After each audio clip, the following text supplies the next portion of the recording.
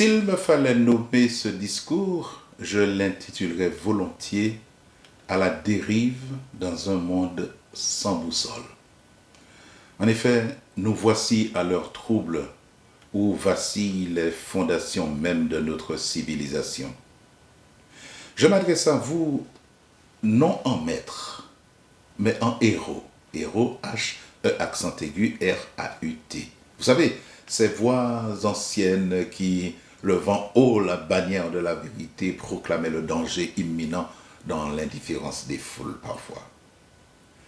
Je parle avec gravité, mais sans haine. Je parle avec inquiétude, mais sans résignation. Certains vacillent lorsque leurs convictions profondes s'effondrent. Mais moi, je veux m'adresser à vous avec la conviction singulière qu'inspire la vérité à ceux qui la défendent. Non pas contre les autres, mais pour tous. Voyez-vous, il est une vérité ancienne que notre époque est prise de modernité et de liberté à reléguer dans l'oubli. Celle des Écritures saintes. Non comme dogme figé, mais comme miroir tendu à notre temps. L'apôtre Paul écrivait, voici près de 2000 ans, « Sache que dans les derniers jours surviendront des temps difficiles. Les hommes seront égoïstes, amis de l'argent, fanfarons, orgueilleux, blasphémateurs, rebelles à leurs parents, ingrats, irréligieux, sans cœur, implacables, médisants, sans discipline, cruels, ennemis du bien, traîtres, emportés, aveuglés par l'orgueil, amis des plaisirs plutôt qu'amis de Dieu. Ils garderont les apparences de la piété, mais en renieront ce qui en fait la force. Ces paroles que d'aucuns jugeraient désuètes épousent avec une précision glaçante notre présent, notre 21e siècle. Une époque où l'insolence remplace le respect, où la violence s'installe dans le quotidien comme une banalité. Une époque où l'on ne sait plus distinguer le père du bourreau, la liberté du laxisme et le progrès de la perdition. Nous assistons à la démission silencieuse de l'autorité en général. Nous avons collectivement abdiqué nos repères éducatifs. Là où Salomon, le sage, enseignait « Celui qui ménage la verge déteste son fils », notre société, elle, a érigé la permissivité en vertu. À tel point qu'aujourd'hui, un adolescent peut attaquer en justice ceux-là même qui lui ont donné la vie. Vous croyez que j'exagère? Je me souviens de ce père guadeloupéen qui a passé 24 heures en garde à vue pour avoir donné une fessée à sa fille de 16 ans. Humilié, dévasté par cette garde à vue, il a fini par mettre fin à ses jours. Voilà où nous en sommes. Poser une limite, même dans l'intimité de votre foyer, peut faire de vous un criminel. Dans ce monde-là, on ne protège plus les enfants, on désarme les parents. Nous avons engendré des enfants sans bornes, devenus des adolescents sans conscience. Tenez, au 8e siècle, avant notre ère, le prophète Isaïe écrivait déjà comme s'il parlait de nous, gens de ce 21e siècle.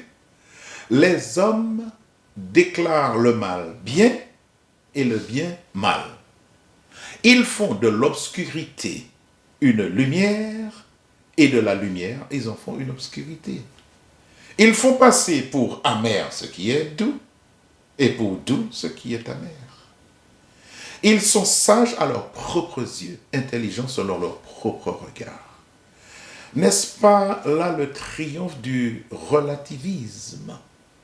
Ce monde où l'on préfère caresser les consciences plutôt que les réveiller. Nous avons mis entre les mains de nos enfants des écrans sans fin. Et la plupart des jeux qui s'y trouvent ne sont que violence et tuerie.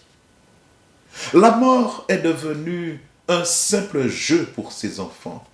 Ils n'ont aucun frein à des divertissements sans règles. Ils ont des droits sans devoirs. Nous avons renoncé à l'autorité au nom d'une bienveillance mal comprise. Et voilà que désormais, ce que l'on redoutait autrefois chez certains adultes, ce sont des enfants qui le portent en eux. Aujourd'hui, ce sont les plus jeunes qui commettent les actes les plus durs. Et voici la triste conséquence. Je pense en ce moment à ce mardi 10 juin 2025 où Mélanie G, surveillante d'éducation de 31 ans, a été tuée à l'arme blanche par un élève âgé de seulement 14 ans devant ce collège de la Haute-Marne. Mais je ne parle pas ici que d'un fait divers.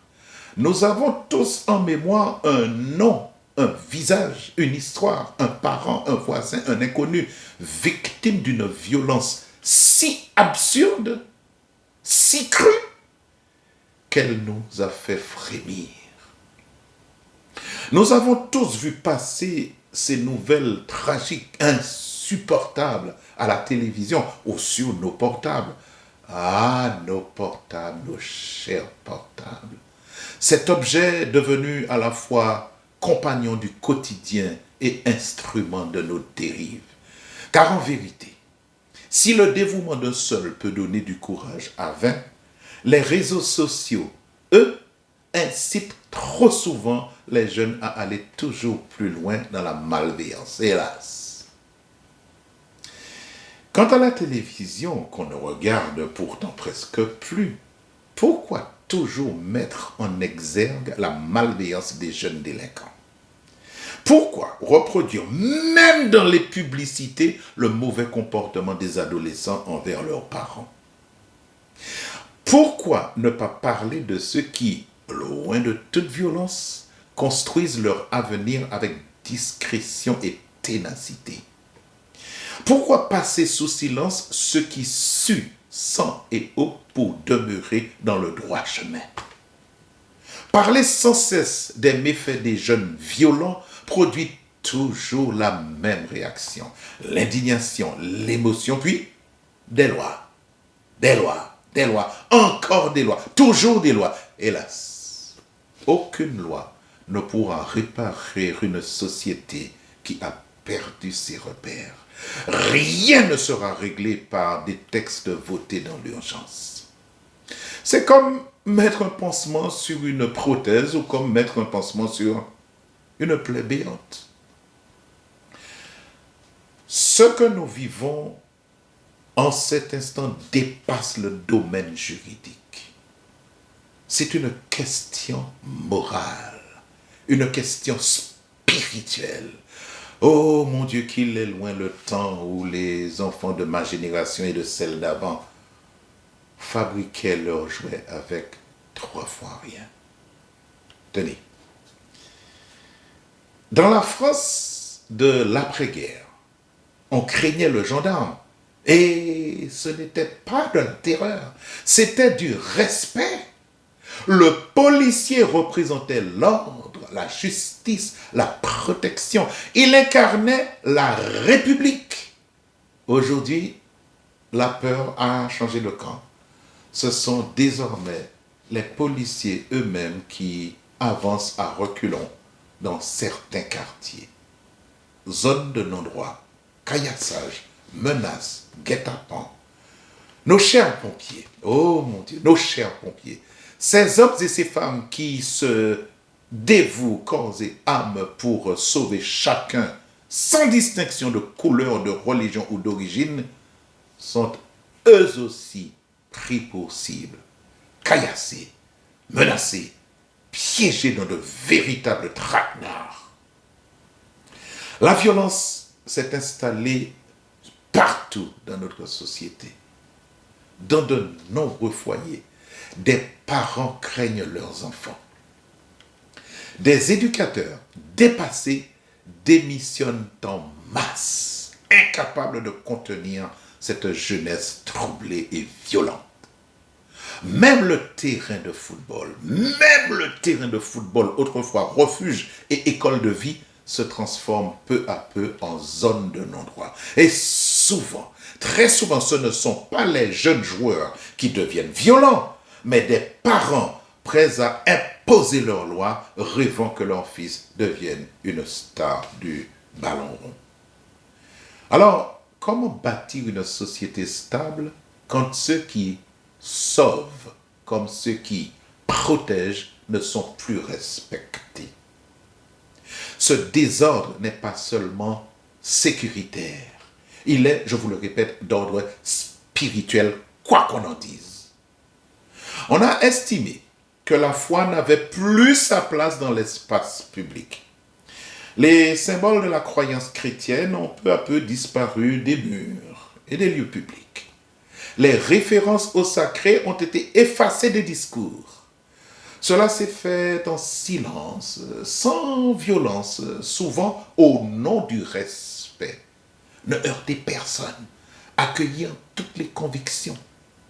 Un geste pacifique peut être même nécessaire à l'époque où cela a été décidé, mais ce geste hautement symbolique a marqué une rupture, celle d'une république qui, en voulant rassembler, s'est peu à peu détournée de la transcendance.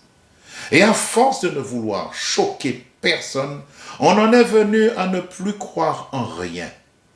Au moment où je vous adressais ces mots, la République elle-même ne savait plus sur quoi elle se tenait. Elle était comme un navire sans ancre à la dérive, croyant encore avancer alors qu'elle tournait sur elle-même.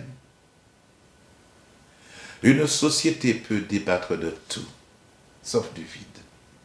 Et lorsque le divin est évacué, ce n'est pas la neutralité qui s'installe, c'est le relativisme, l'oubli, le désordre. Et je pose une question simple, sans polémique.